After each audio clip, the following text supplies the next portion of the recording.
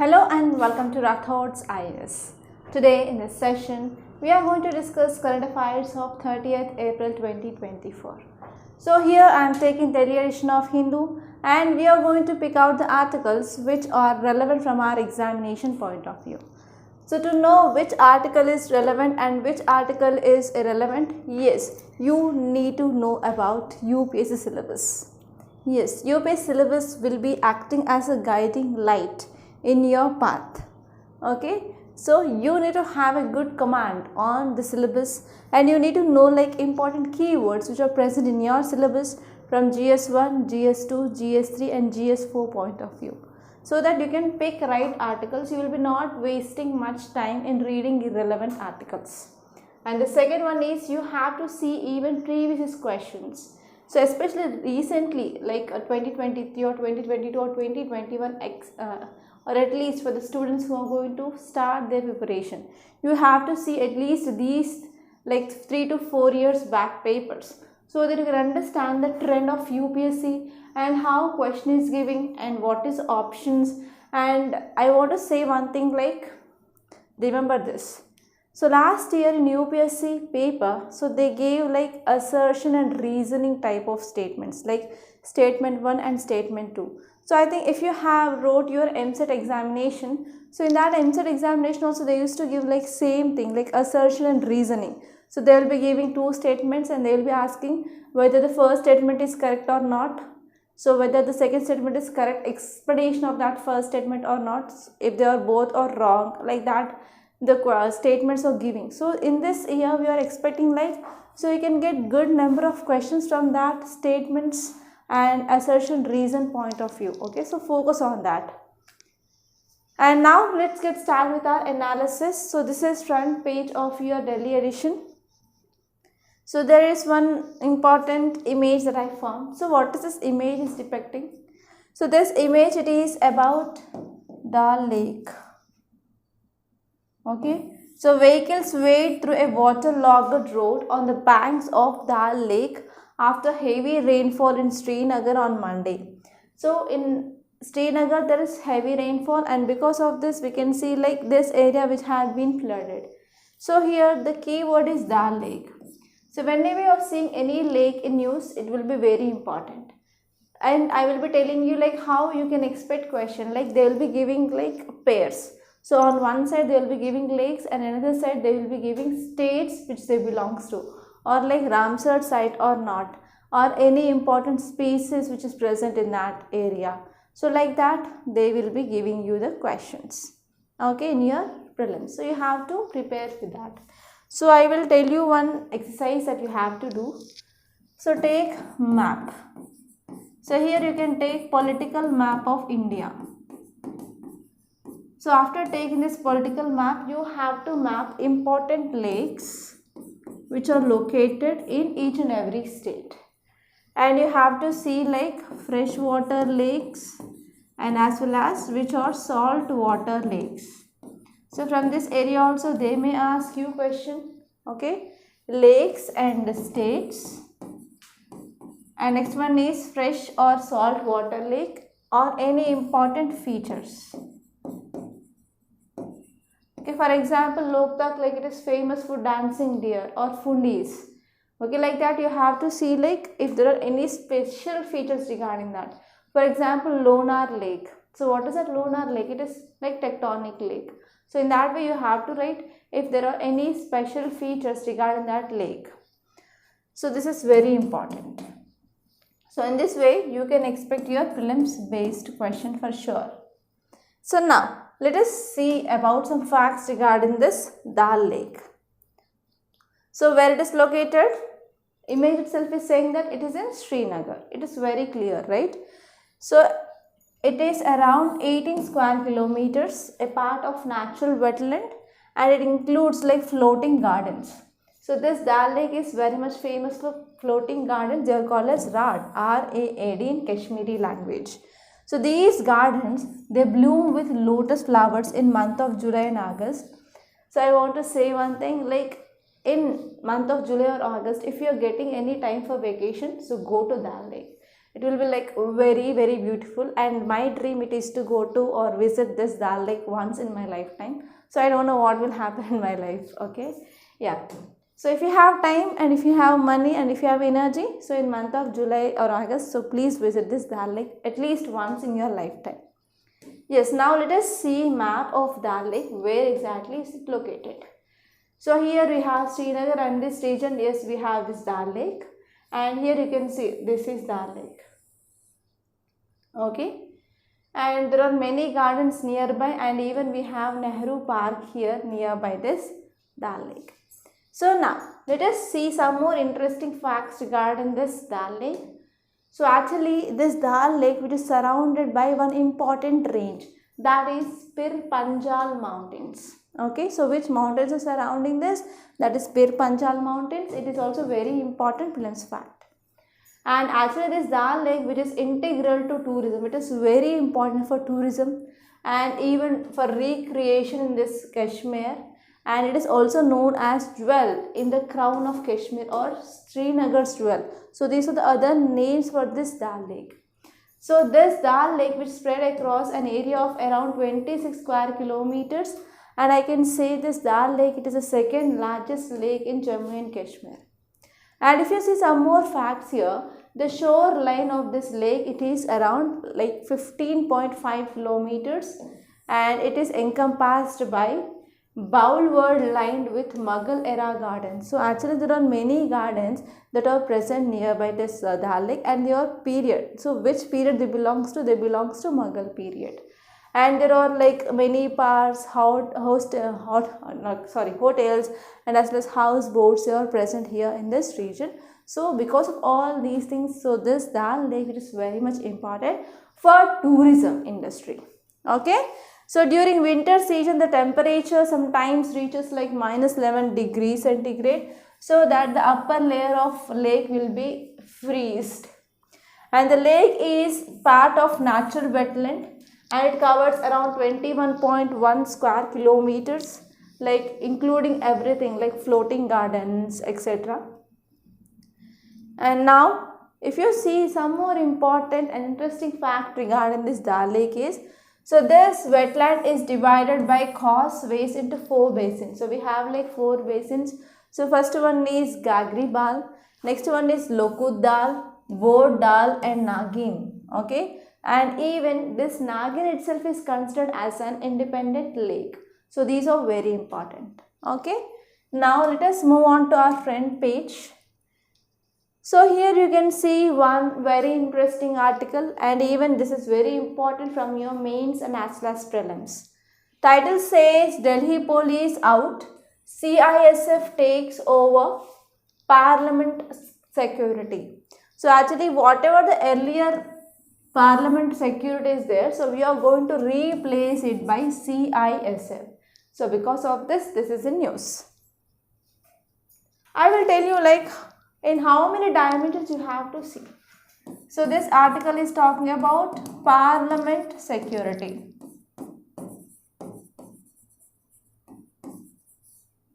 So why it is in news? Why? First you have to see like present context. So here CISF, it is going to take charge for providing security for our Parliament now. So in this context you have to see like which are the earlier forces which used to provide security to our Parliament, and you have to see like why there is a need of changing of security because of recent events. So you have to know what are the recent events, and even there is high chance of getting some facts in your examination regarding CISF. So as it is part of CAPF, Central Armed Police Forces, right? And even there is a chance of getting some facts regarding CAPF and some examples of this CAPF. And you have to see like what is the significance of this move. Okay, so all these are the different dimensions that you have to see from this article point of view. So now let us see this topic in detail. So if you see context why it is in news, around 400 Central Industrial Security Force, that is around 400 CISF personals, they have been deployed in past 4 months. So from last 4 months, there were around 400 CISF forces. So they had been allotted for providing security to Parliament complex. Because in 2023, in month of December, there was security breach happened in this Parliament. So to provide safety and security in this parliamentary complex, so here now government is providing CISF. So if you see some more details regarding what happened, so new parliament building was inaugurated on May 20th, 2023 and was first used for official business. But what happened in last year in month of December, on December 13, two men who were carrying like color spraying canisters, and those people, they had jumped into Lok Sabha chamber, okay, during 0 hour from visitors gallery. So from visitor gallery, so these two people who are carrying this color spraying canisters into Lok Sabha chamber in protest. Why they are protesting? Because of rising of unemployment in the country and because of like ethnic violence which is going on in this Manipur, and next one is because of farmers issue. So because of all these things which are happening in our country, so those two people, they jumped from visitors gallery to this Lok Sabha chamber while carrying this color spraying canisters. So we can say this incident as security breach. So because of this security breach, now CISF had been present in this parliamentary complex to provide security. So here CISF is also likely to replace Parliamentary Security Service, that is PSS, that functions under Lok Sabha Speaker and has various responsibilities like issuance and scanning of passes of visitors and officials inside parliamentary building. So whenever anyone who is like visitors are allowing into this parliamentary building, so they need to undergo checks. But even if you are going to any supermarket like D-Mart, at the entry itself, there will be like lots of scans and checking will be done, right?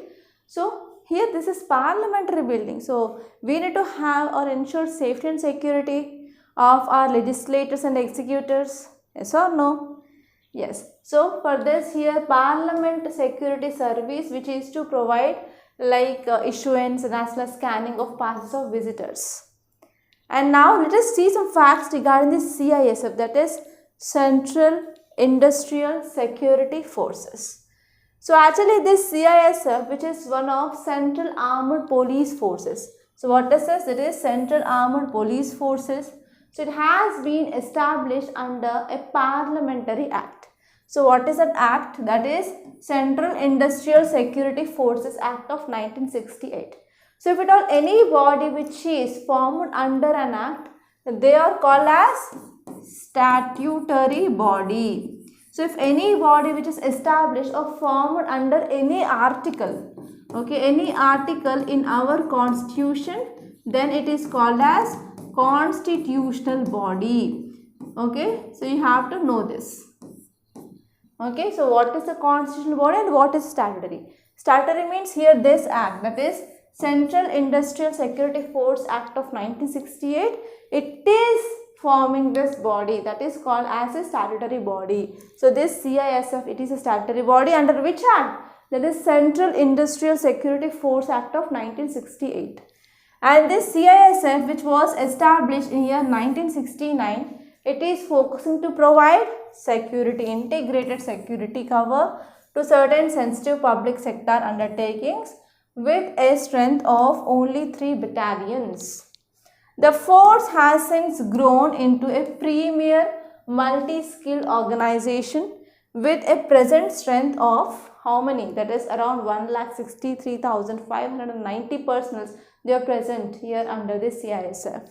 So actually the CISF, which works under control of Ministry of Home Affairs, it is very important. It is not working under defense. It is working under Ministry of Home Affairs. So where is the headquarters? Headquarters normally located in New Delhi.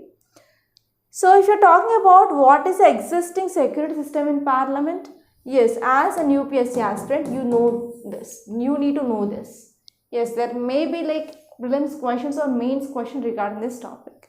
So here at present, access control such as frisking and scanning the baggage, which is a responsibility of Delhi police, and 8 Delhi police security personnel, they were responsible for frisking and baggage scanning. And next one is we have parliamentary duty group. Okay, parliamentary duty group or parliament duty group. So they are armored component of this CRPF, which is deployed in case of any armored intervention. So if there is any case of armored intervention is required, then these people will be deployed. And next one is we have this Parliament Security Service, which comes under Lok Sabha Speaker in overall in charge of security. So overall in charge will be taken by this PSS, and now this PSS it is going to be replaced by CISF. Clear? Any doubts? No, right? Yes. Now let us move on to next topic. So leave the city page. There is nothing much important in this city page, and you can directly move on to states page. Okay, now let us move on to states page, and most of the articles are political articles. There will be nothing much important. And here you can see one more image of a lake. You can see, right? It is very clear. So you can see one boat which is very long. So this image which is saying that tourists, they were rescued and brought to shore after a houseboat. You can see like it is like a house. So it is called as houseboat. Partially sank in Vembanad Lake in Alleppey on Monday. So what happened? Yes, the town has seen an increase in the tourists this month. So because of this, there is like a partial sink of boat which happened in Vembanad Lake. So here there is a very key word here. You can see that is Vembanad Lake. So Vembanad Lake is very important. Okay, you have to know some facts regarding this Vembanad Lake for sure.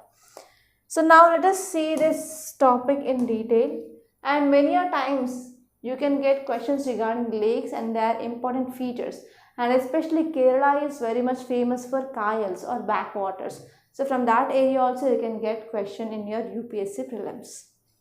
Is that clear? Yes, now let us move on. So this Vembanad, it is also known as Poonamada. It is one of the longest lake in India. So which is the longest lake? That is Vembanad Lake, as well as the largest lake in state of Kerala. And it is the second important Ramsar site in India only after Sundarbans. So after Sundarbans which are present in West Bengal, the second largest Ramsar site in India is this Vembanad Lake itself. So here there are several districts in state of Kerala which is known as Vembanad Lake in Kottayam. So Vembanad Lake which is present in the several districts like Kottayam, Vaikom, Changanisri, Punada Lake in Alappuzha, Punapura. So these are like different names of this Vembanad Lake in the different districts of Kerala. And actually this Kuttanad, it is also calling it as the rice bowl of Kerala, because it is like few places in the world so where cultivation takes place below sea level. Okay, so below sea level also they are going for cultivation of rice. So because of this we are calling it as rice bowl of Kerala. So Kuttanad, which lies on the southern portion of Vembanad. Okay, and this Vembanad Lake, it is very much famous for boat race. So it is called as Nehru Trophy boat race. And this lake which has its source of 4 rivers. So 4 rivers are the important source of this Vembanad Lake. So first one is Meenachil, next one is Achankovil, Pampa, Manimala. So you have to remember these 4 important rivers which are sources of this Vembanad Lake. And this one is, it is separated from Arabian Sea by a very narrow barrier island, and because of this we are calling them as backwaters or kayals in Kerala. And the government of India has identified this Vembanad wetland under National Wetlands Conservation Program. So because of this our government is also providing lots and lots of importance for the conservation of these lakes, because wetland plays a very important role. So from this area you can expect a mains question like, so what is the importance of wetlands, or what are the services provided by the wetlands? So in that way also you can expect your mains question. Okay, so these are some important things that you have to see, and now let us move back. And in this editorial page, so this article which is talking about EVM VVPAT case judgment, and let us try to see in detail what does this judgment is all about.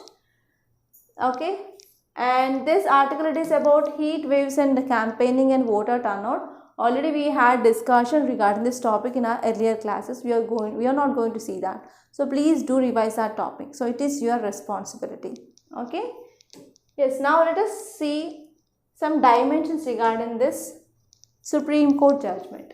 So it is talking about EVM VVPAT judgment.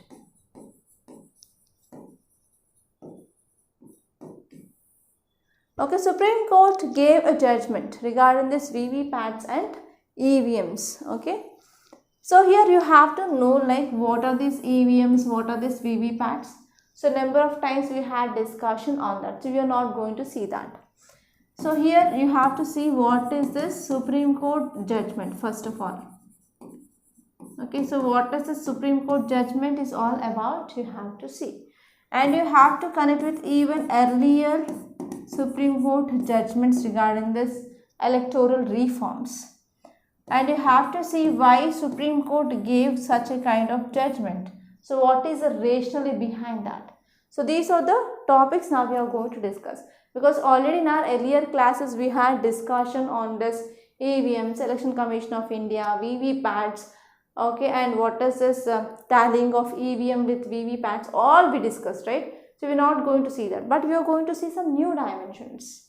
Okay, so now let us see this. And this topic is important from your GS paper 2 under Polity and Governance.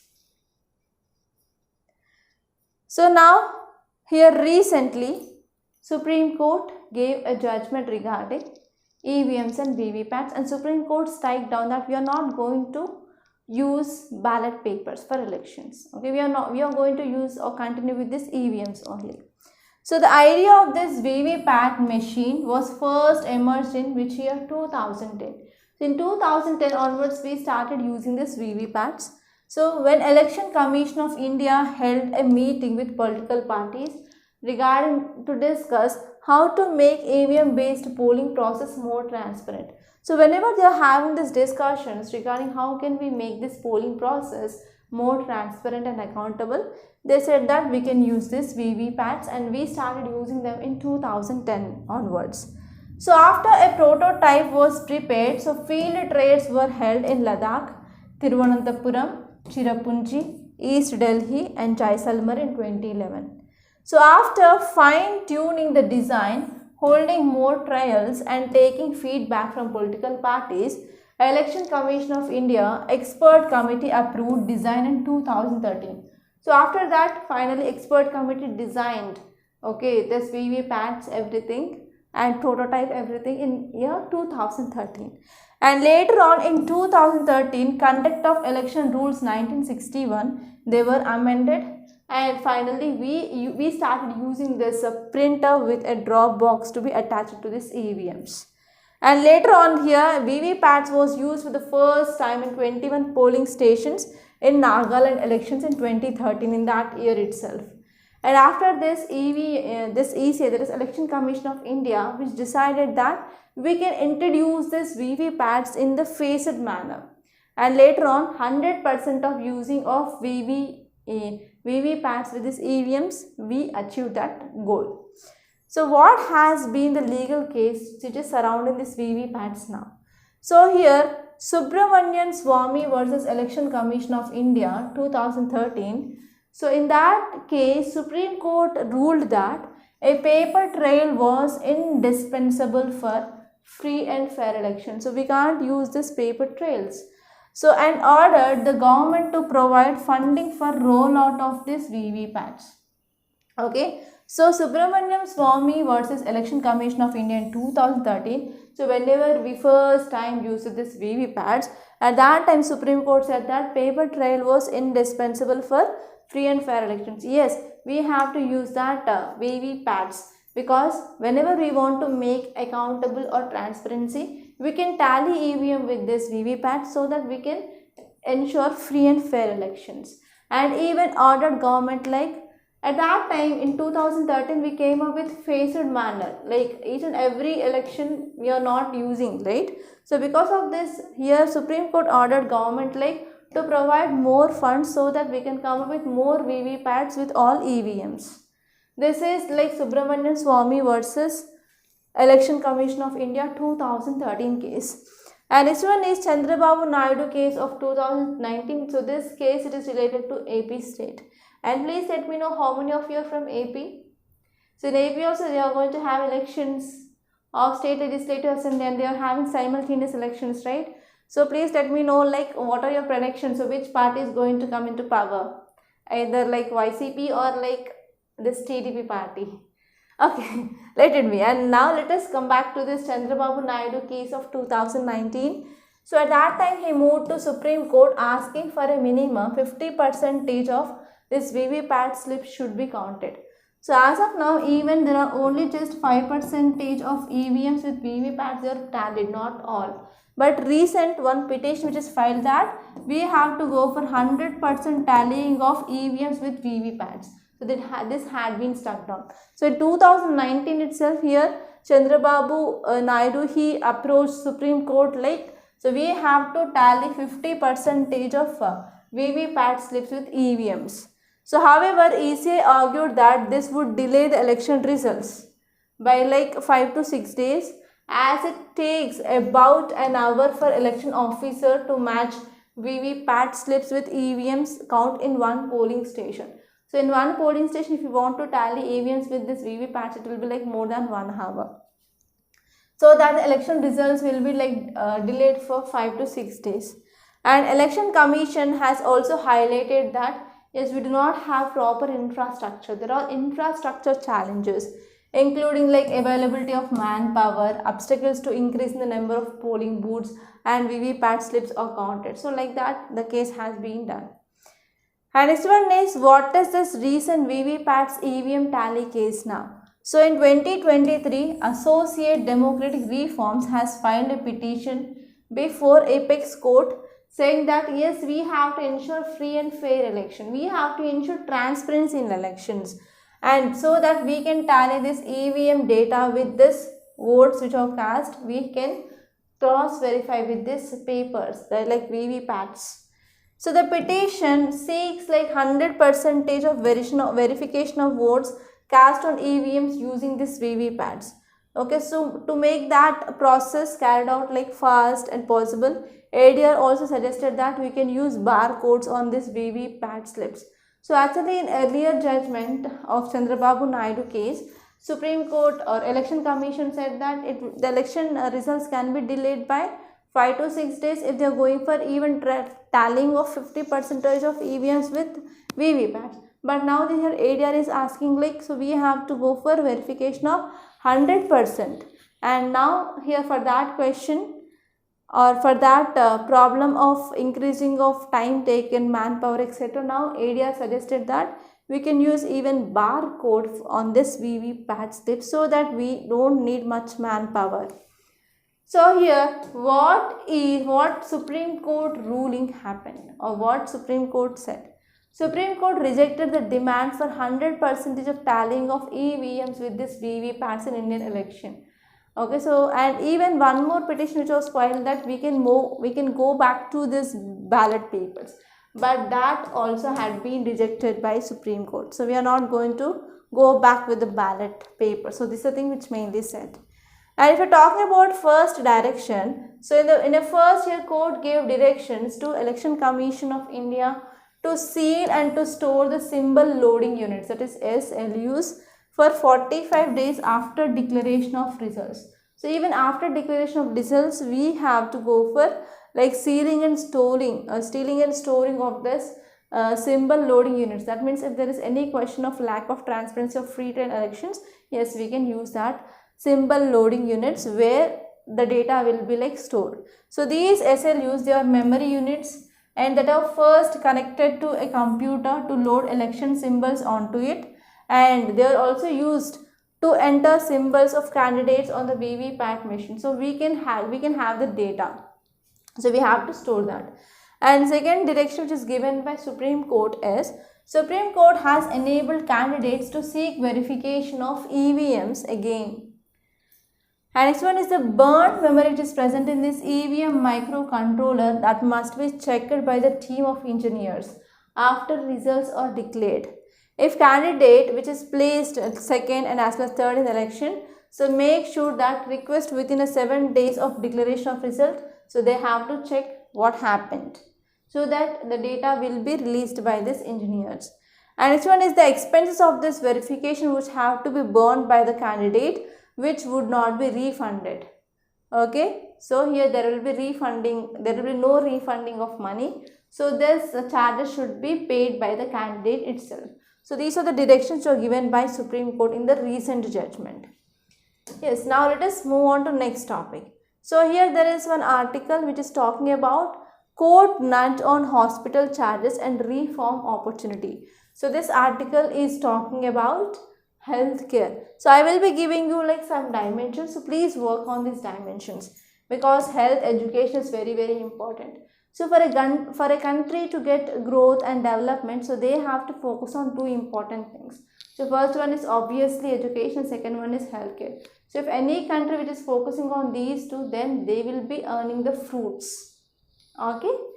Yes, now let us see this article which is talking about healthcare. So there are many dimensions. So health is very important from your GS paper to under governance. So here if you are talking about different tiers of healthcare system, so we have primary healthcare, we have secondary healthcare and we have tertiary healthcare. So here normally in rural areas we have this PHCs, primary healthcares, but there are many challenges we are seeing in this PHCs. You have to know those challenges. And apart from that, here we are, because of this COVID-19 pandemic, we understood like what are the loopholes which are present in our healthcare. So you have to identify those loopholes and what are the measures can be taken. And from not economy point of view, you can see like whatever the amount that we are spending, when you are comparing with GDP, it is very much low even with the other countries. You have to see that. And you have to see like case studies from other countries, like how they are spending in healthcare. Okay, how they are spending in healthcare. And one more problem in healthcare in India is out of pocket expenditure. There is one more issue, that is out of pocket expenditure. So what is this meaning of out of pocket expenditure? For example, I am going to a government hospital to have a checkup.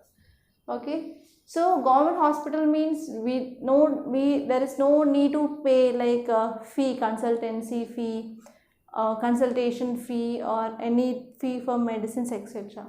But what happened, I went to doctor and I said about my signs and symptoms and about my health condition, everything, and at that time he suggested some test. For example he suggested some test, but those tests are not available in that so and so hospital.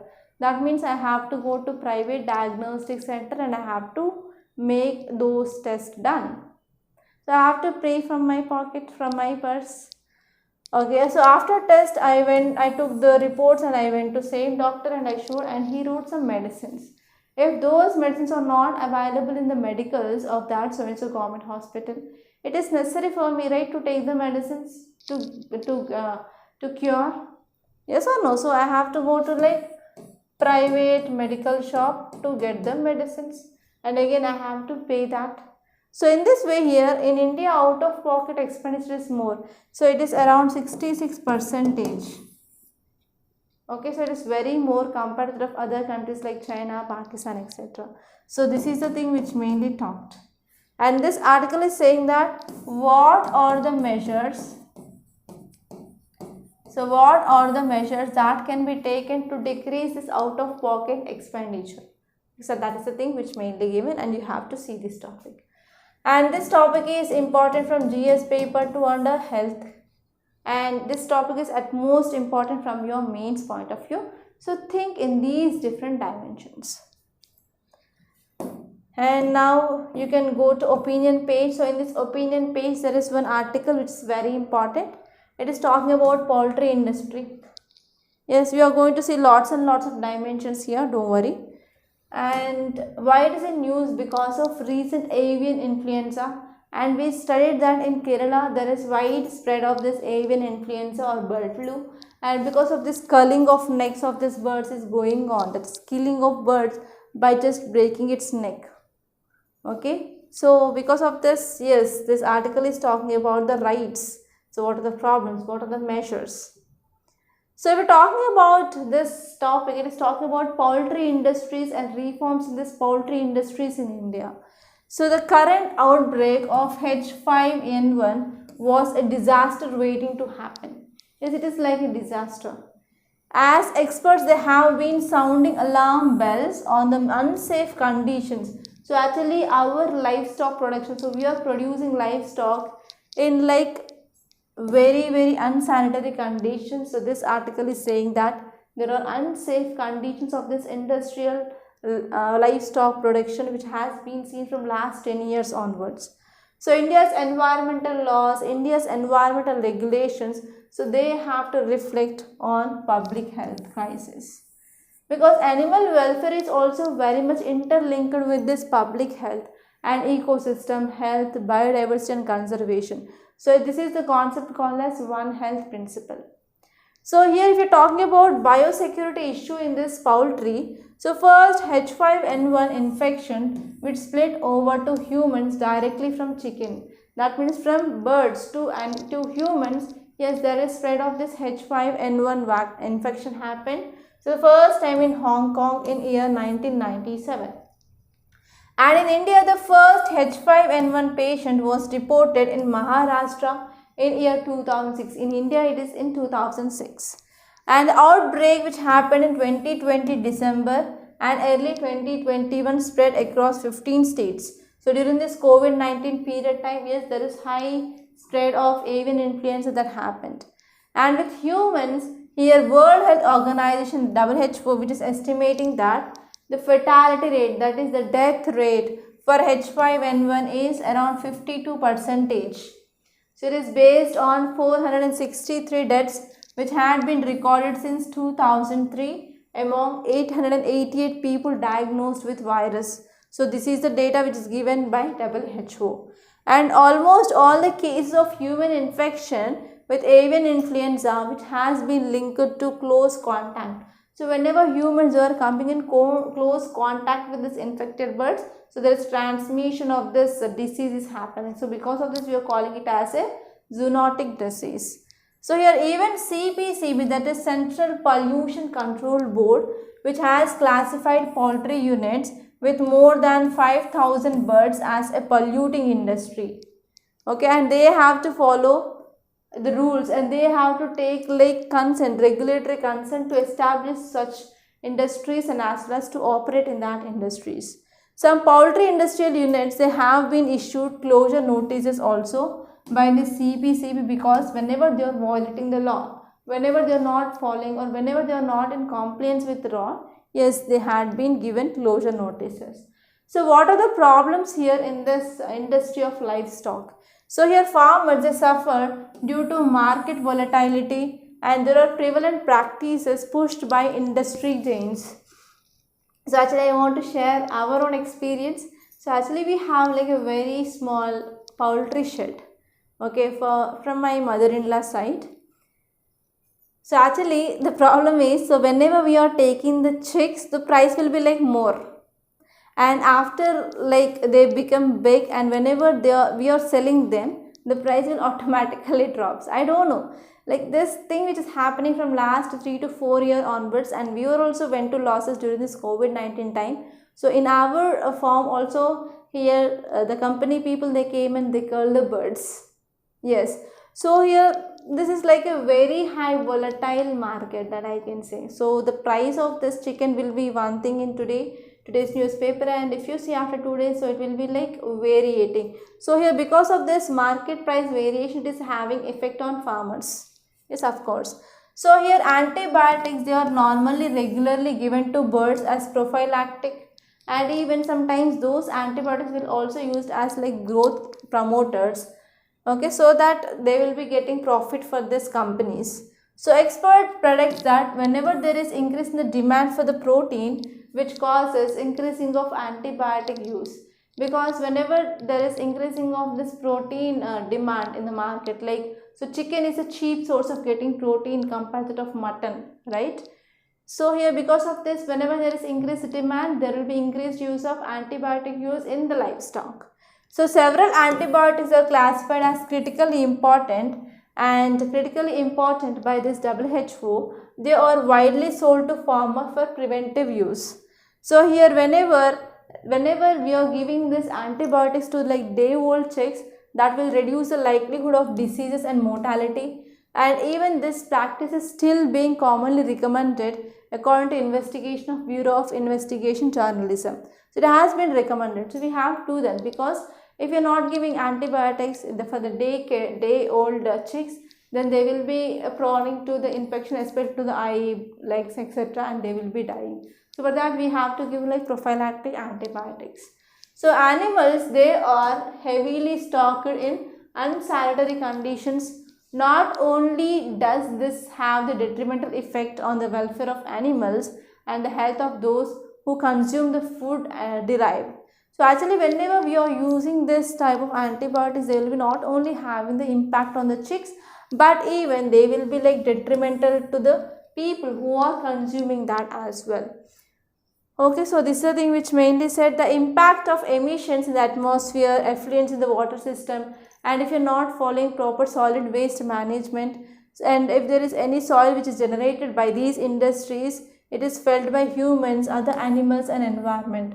So actually, one thing that I saw nearly like every day there will be like 50 to 70 or 50 to 100 or 200 chicks, they are going to die because of infections, etc. So because of this, there is a need of proper waste management.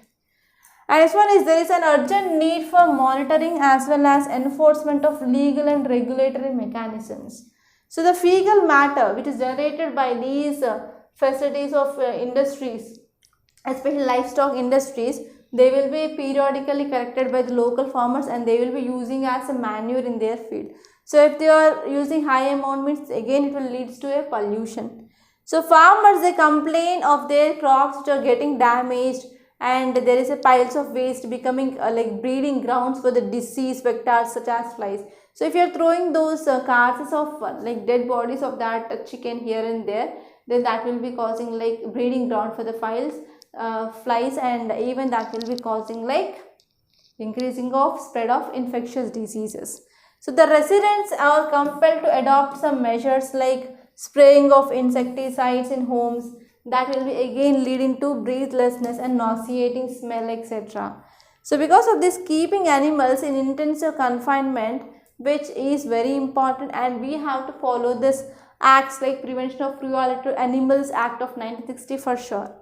And not only this, even 269th Law Commission report in 2017 placed a representation of Tata Memorial Center. So it said that yes, we can use non-therapeutic antibiotics, okay, and even we have to maintain like the places hygienic. And this report which also said that clear and cleaner and ventilated living spaces for animals is very important, so that we can make like eggs and meat will be safer for consumption. And even there are like draft rules for egg industry which had been released by Ministry of Agriculture and Farmers in 2019, and they have to follow those recommendations, okay, that is the thing. And strict compliance of laws and regulations is very important in this poultry industry. So that is the thing which mainly said. And now let us see next topic. It is about why are unclassed forest missing. So you have to see what is the meaning of this word unclassed forest, because from here you can expect a prelims based question for sure. So why it is in news? Because recently we came up with enactment of Forest Conservation Act. It is called as Forest Conservation Amendment Act. So here under this amendment, unclassed forest which have legal protection under the landmark judgment, that is T.N. Goda Varman Thirumalpad case. Now this case lost its protection, that is this unclassed forest, they are losing its protection because of recent amendment to Forest Conservation Act. So no state has provided verifiable data on identification, what is the status and location of this unclassed forest. And in fact here seven states and union territories, they appear not to have constitute SEC at all. And even there are around 23 states, they have shared their reports. Out of this, only 17 online with the court's directives. So it is very much clear that these reports are hastily put together, and even there is no proper protection of this unclassed forest.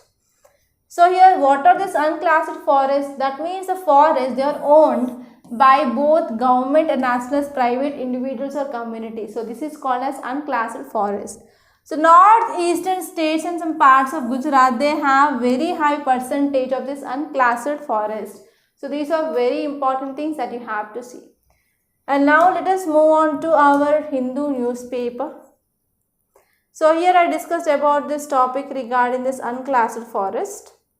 And you can move on to this news page and leave this election page. It is very not much important, so it is like unnecessary.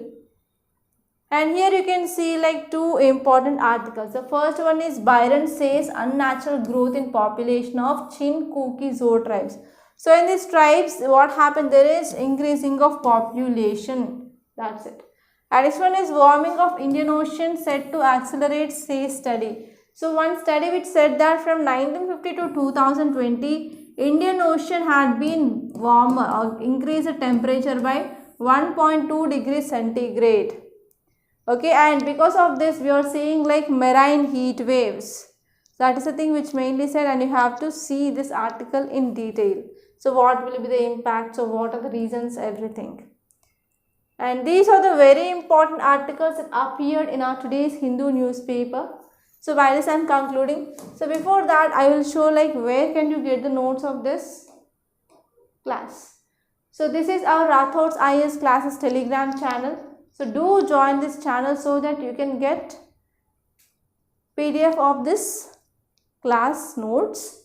Okay, and whenever we are posting any video in YouTube, yes, you will be getting. And actually please do watch this video for sure. It is like a ma'am, okay, she is IFOS officer and she got All India rank 65 in UPSC CS 2022, and she gave like strategy regarding how to clear prelims, because prelims is becoming tougher day by day. So she gave some insights into how to clear prelims. So please do watch this video. It is very helpful.